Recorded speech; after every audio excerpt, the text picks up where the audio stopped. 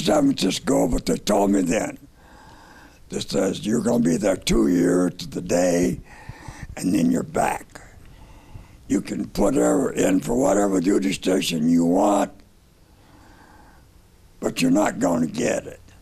So I knew what my destiny was, and it was to come back and be the head of the band training department.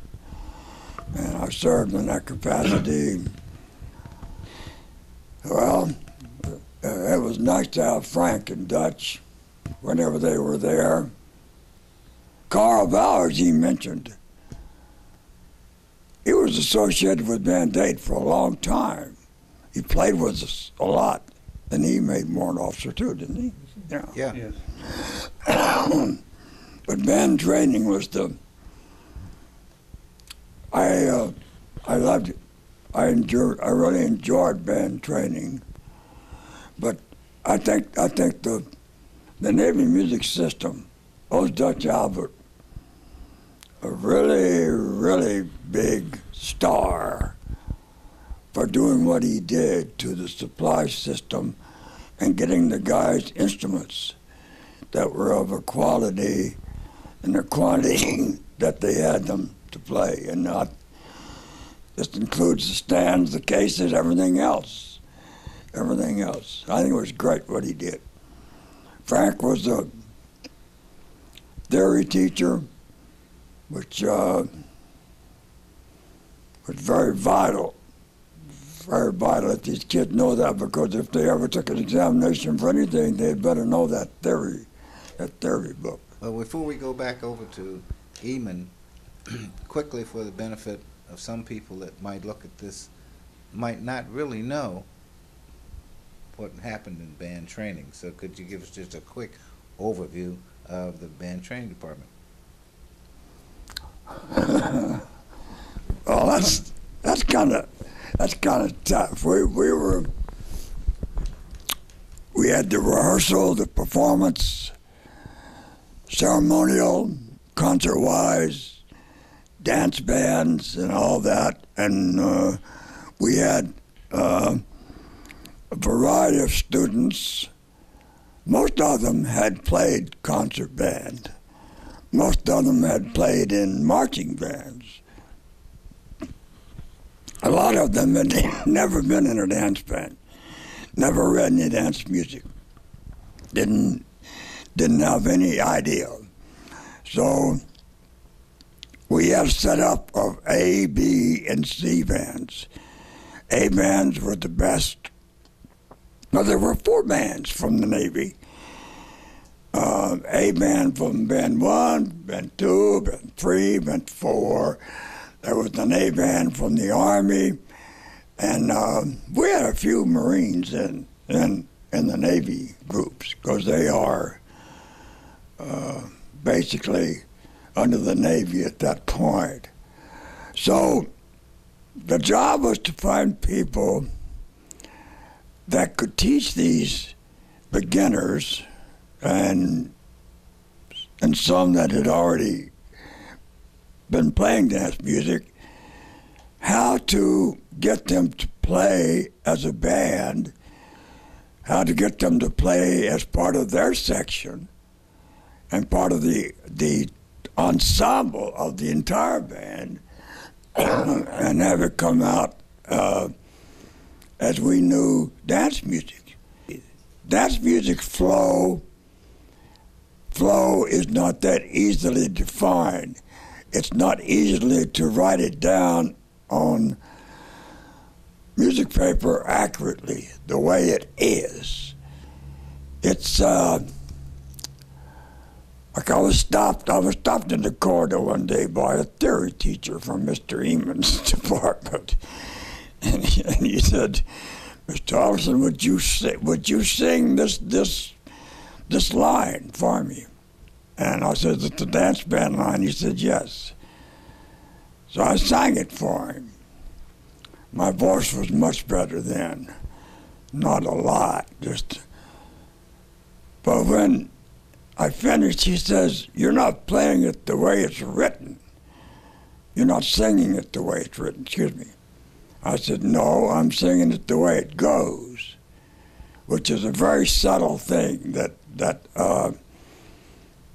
not all musicians can really adapt to this flow. It's the difference is very subtle. It's the difference between 3 and 4. That's it. It's a mathematical thing. And instead of the notation they use, it's incorrect, but it's based on 4. And it should be based on 3, which is subtle. But people that understand dance music understood it, and our job was to get this across to the kids who were learning how to play dance music. And to fill out the section so there was a balanced sound within the section, so there was a balanced sound within the entire band. The rhythm section, although it's 4 different instruments, is also a section. So it was a monumental job, but we were quite successful with it. We made, because of our rehearsal techniques, we were able to turn poor bands into okay bands into good bands into very good bands into superior bands. And we were a force to be dealt with in the music business at that time because of our practices and the way we did teach it. I think it was somewhere in the early 50s we started giving clinics at the school for the All Eastern Band Clinic, it was called, and we invited these bandmasters in that all of a sudden, because of the stage band phenomena, they were faced with the task of having a stage band, which was nothing but a 18-piece dance band. That's all it was. But it was a stage band to avoid the connotation of jazz, which is sounds like smoky clubs and loose women and jazz, and all that. But I was really proud of what we were doing, and I didn't realize the full extent of what we were doing until I retired and I met people on the outside that knew all about it. They knew about me, they knew about the program, they knew what we were doing, and they lauded it, and they thought it was great. Concert band, military band, we had conductors who, well, one in particular later became the leader of the Navy band, and we had conductors from the Army, and we rehearsed concert music, some of it very heavy, some of it that was not going to be played by the 20-piece bands that go out. But our music provision system that Dutch had set up, they had a complete library of stuff that was available to them to do their concerts from, and new stuff would be coming in periodically, both dance music and concert music. Of course, marches were standard. Anyway, it was a wonderful tour. I thoroughly enjoyed it. Okay, now just before we go to academic training once again, I want to back up for the period of time before you made warrant. You were involved with arranging. Yes. Large amount. Do you want to give us an overview? I was called back in as an arranger. I mean, I was told I could come to the school as an arranger, and they brought me back to the school, assigned me to the ivory tower, which was up the flight of stairs, and first day I went up there after I'd been assigned and went up to see. I walked in, and in the middle of the room stood Sam Donahue, who was the Jazz Tenor Player of the Year for 1941. And that's $1 million award, except because of the war, he didn't get anything. But he was a hero of mine. I walk in the room and there he is. So I worked for him and with him, and that was the greatest learning experience of my musical life. But I found that arrangers in particular are very generous. They'll tell you something, they'll just hand it to you. It's something they've worked out over the years and you couldn't buy. They'll just tell you, if you're sincere and you want to know this, they'll just hand it to you. And I think that's great. I learned more from him than anyone else that I was ever with, and it was wonderful. Like he would do things. I mean, he was so fantastic. He was playing the piano one day on a tune, and I said, Sam, I said, that's a G7 right there. It was a backup. I said, yeah, right there. That's a G7.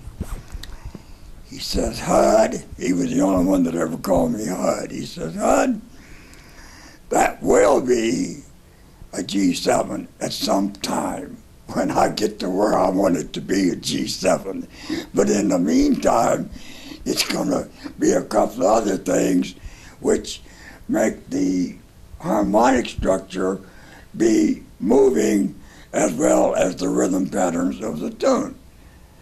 He says, you don't want to write and let the harmony dictate to you what it is you're going to do. You dictate to the harmony what it's going to be, and you make the harmony do what you want it to do depending on what you're trying to write. That doesn't sound like much, but it was very big to me, because I was an arranger, but I was not in his class. He was just absolutely phenomenal. So he produced a number of arrangements that all went in their books, and people know those arrangements? Sam wrote down a little. He wrote things. He said, I'm writing these things. They're gonna be nice dance tunes. Nice little easy 2-beat and 4-beat, and in the middle somewhere, it'll kick up its heels a little. But,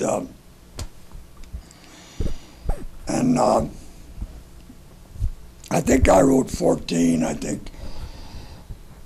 think Sam wrote about 8, but he got out a couple of months after I got there. He had a bad back and was unable to stand at attention very long or march or anything like that, which was a requirement that we had. I never questioned him on it. He told me beforehand he would be leaving, and so when he left, he told the commanding officer to make me the petty officer in charge of the band training of the dance band rehearsal portion of band training, and he did that. Fortunately for me, was that when Mac was there? Mac who? Oh, not Macmillan. McDonald? Yeah, McDonald, the officer in charge. No, I think he was later. McDonald. Well, he came in before I made Warren, I know. McDonald left, I think, around 57 or 58. Yes, yeah. This man from Peabody College in Nashville, Tennessee, he was a tuba player. He was to World War II as a destroyer commander, and as a reserve. And when the Korean thing started, he requested active duty, and they looked around and saw his music degree of some kind and appointed him to the officer in charge of the Navy School of Music. Good thing in my favor is he couldn't write his name in music. So anyone, he was enthralled with the whole process. So we had a rapport that was very good. And I credit him with being my my guiding father into the ranks of a ward officer. And now the school is located in a building called McDonald's Hall. Yes.